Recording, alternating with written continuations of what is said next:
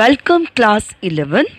Here I am going to start chapter 5, The Ailing Planet, The Green Movement's Rule from your Hornbill book. Let's move on to the chapter. Let's get the introduction about the author. Nani Palkhiwala was one of the greatest personalities in our country. He hailed from a Parsi working class family and became the household name. His father was in the palki business. That's why he got the surname Palkhiwala. After getting his schooling from City's Tutorial High School, this brilliant student, he joined the St. Xavier College and completed his masters in English literature. After applying for the lecturer's post in the Bombay University, when a Parsi lady was appointed to the post, he enrolled himself at the Government Law College. However, with his good fortune, he joined the chambers of the great Jamshedji Kanga in Bombay. As he had no godfathers in the profession, his rise was meteoric. He also worked as a part-time lecturer in the Government Law College, Bombay. He endeared himself to the students by his clear exposition of his subject, the law of evidence, with the dash of humor and wit. It was his specific qualities that no students in his class could ever bunk. He was well known for his famous annual budget speeches, which had often the humble beginnings. He could speak without notes and deal the facts and figures from his memory for nearly an hour. He was never inclined towards the rituals and ceremonies of any religion. He believed and practiced the good words, good thoughts, and good deeds. He was appointed Indian ambassador to the United States in the year 1977 and served in the capacity till 1979. He received honorary doctorates from many prestigious universities like Princeton University, Rutgers University, Lawrence University, and many more. Unfortunately, he fell critically ill on 7 December 2002 and left this world on 11 December 2002. Chapter Ailing Planet, The Green Movement's Role focuses on the factors that are responsible for the declining health of the earth.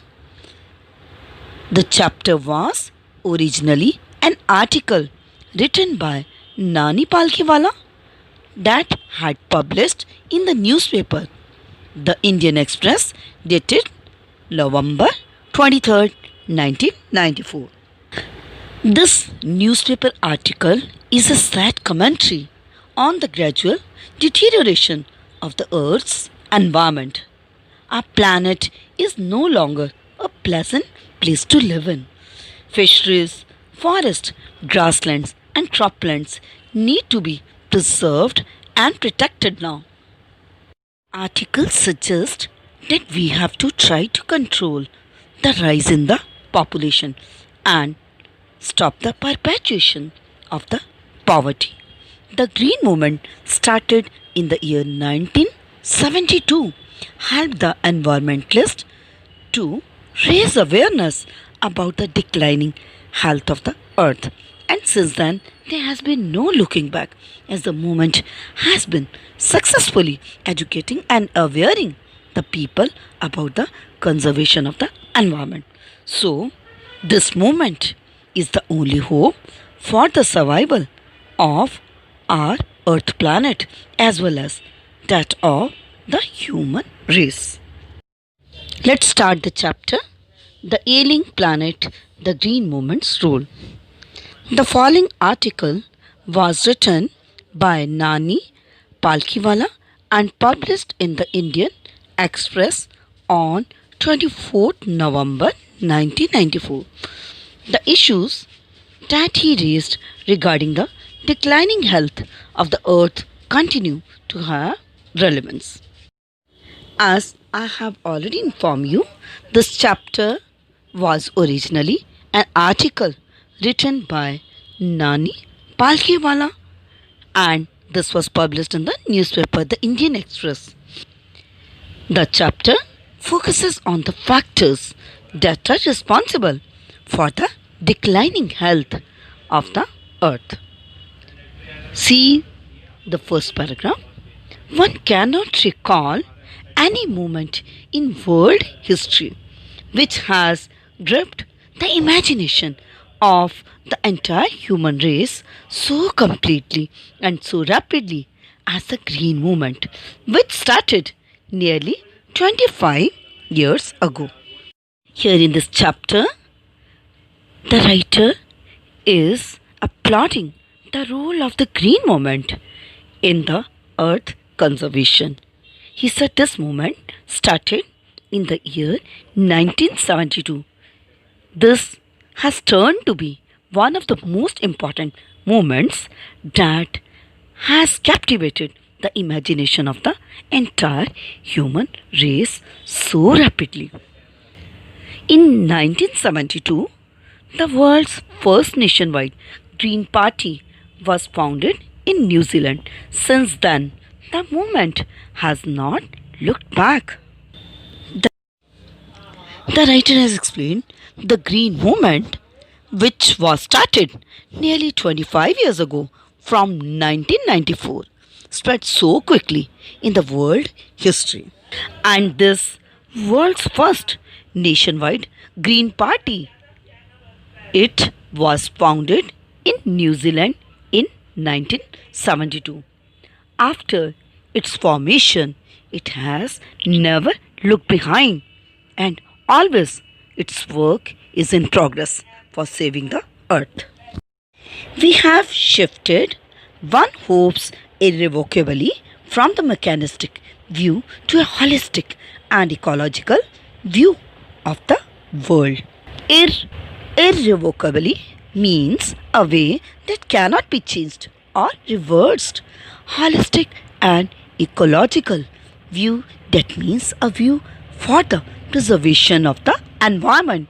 It refers to the understanding of importance of the earth's resources for the use of the future generations. Here the author explains that from some time the views of the human beings have shifted from seeing earth and its resources as irreversible to complete opposite. We have now understood that our resources need to converse for the future generation. That means we have to save all our resources for the coming generation because all these are irreversible. So that's why there is a need to save and conserve them. It is a shift in the human perceptions as revolutionary as that introduced by Copernicus, who taught mankind in the 16th century that the earth and the other planets revolved around the sun. It is a shift in human perceptions as revolutionary as that introduced by Copernicus, who taught mankind in the 16th century that the earth and the other planets revolved around the sun. Perceptions means the ideas based on the understanding. Revolutionary, that is the process of evolving the complete change. Here it means that it is the revolutionary change in the human thinking which had forced Copernicus to introduce and bring forth this idea that the earth and the other planets revolved around the sun. Otherwise, in his time, the people never believe on this thinking. For the first time in human history, there is a growing worldwide consciousness that the earth itself is a living organism, an enormous being of which we are parts. Consciousness here means awareness. Organism means living being. Here it is described like human beings.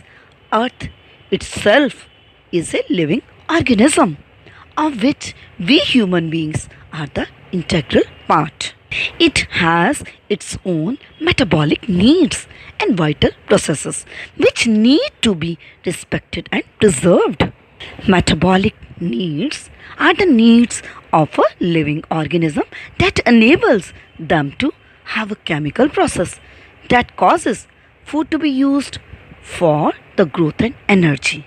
So, just like human beings, Earth itself has its own metabolism and the vital needs which all the human beings should have to respect and preserve. The Earth's vital signs reveal a patient in declining health.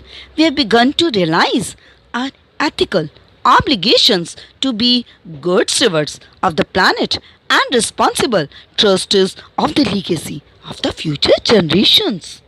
Declining means falling.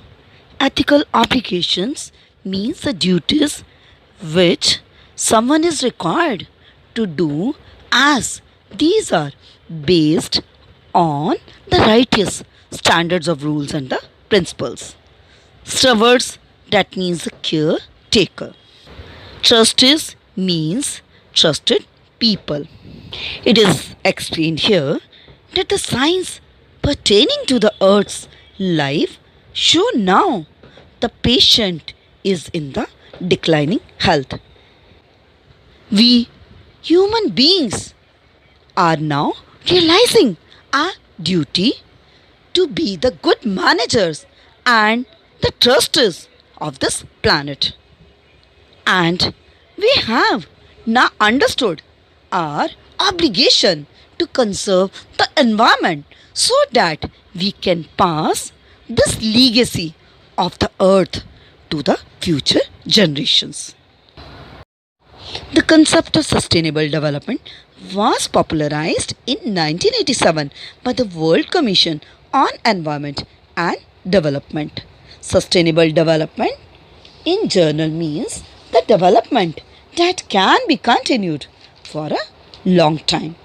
So, with the change of the thinking and realizing the moral obligation towards Earth, the World Commission on Environment and Development, they had popularized the idea of sustainable development in the year 1987. In its report, it defined the idea as development that meets the needs of the present without compromising the ability of the future generations to meet their needs. That is, without stripping the natural world of resources future generation would need. Stripping means removing.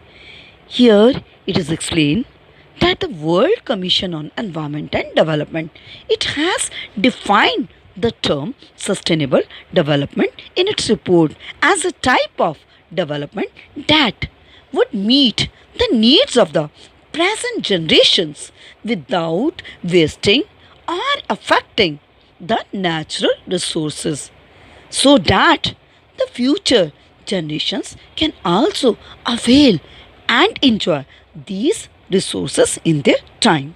That means that we have to pursue the development in the present time for the present generation, but we must have to be careful about the needs of the coming generation as well.